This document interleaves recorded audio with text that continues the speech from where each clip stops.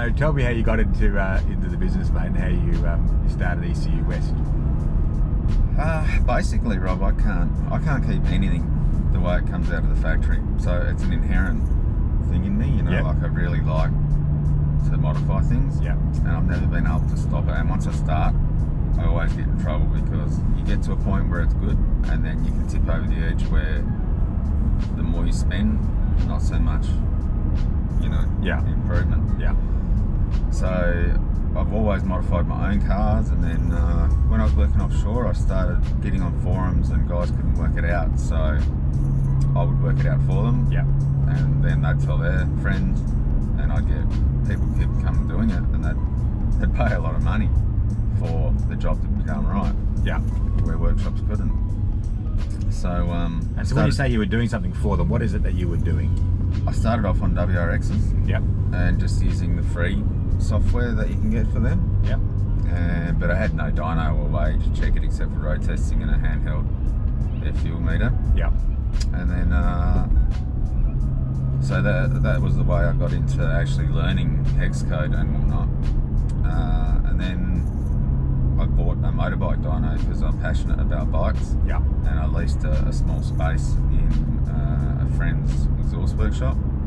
And when I was home from working offshore, I would do bikes. Right. Race bikes for the Yep. guys at the track, my friend at the track. Yep.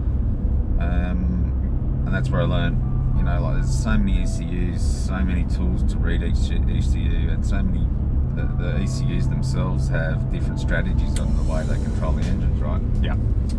So learning is a long process, and thankfully I had a long time to learn. Like I had years of night shifts where I could just sit and look at binary files on different software platforms. Yep. And it was lucrative. It got to a point where, and I moved into cars from the bikes, and it got to a point where I was making more money doing my tuning and the thing that I love than I did when I was going away. Right. And life, like going away offshore, it's not conducive to a good family life. No. It's just, and it's not conducive to good mental health. No. It's very roller coaster. When the swing out date is looming on you, you just start to dread it from a couple of weeks out. Yeah. Until the night before. It's almost like you're getting, because you're getting locked up, you're even wearing orange overalls when you're offshore. Right. So, Very Guantanamo fashion. yeah, so you fly out and you hate it for a couple of weeks, and then towards the end of the swing, it's just this massive high where you just can't wait for that chopper. You get home, everything's good, so your life's very like this, and it's just not good. Yeah. So I swapped. I jumped off because I had a really good position. I jumped off the cliff and took the big bite, the big risk. Poured all my money into that unit. Yep. To my workshop, and bought a all-wheel drive dyno. So I had the car dyno and the bike dyno in 2015. Yep. We were lucky enough at that time to acquire the Australian dealership for Alien Tech, which is probably still the biggest tuning platform there is that can do the widest spread of vehicles. So that helped us out, and we gave ourselves 5 years until the market was saturated with other tuning workshops. Yeah. And that was pretty prophetic. That's what it is now. So you really need to have a point of difference with your business to keep being at the top of the game. So that's where we're at the moment. We're specialising in American trucks. American trucks, okay. Yeah, like Yep. the F-250s, Yep. the Silverados, the GMCs. We go to Vegas each year to SEMA, which is like a big car convention.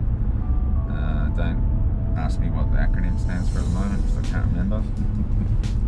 SEMA. So Yep. we go there each year, and that's the only way that you can learn quickly. You can learn quickly how to tune those trucks very well because they've been doing it for a long time. So you need to build all these circles of business contacts. Yeah. When we go over there, we barely talk about tuning. We go out for meetings and we make contacts, and that's the best way that I've learned. Just these loose circles that you build.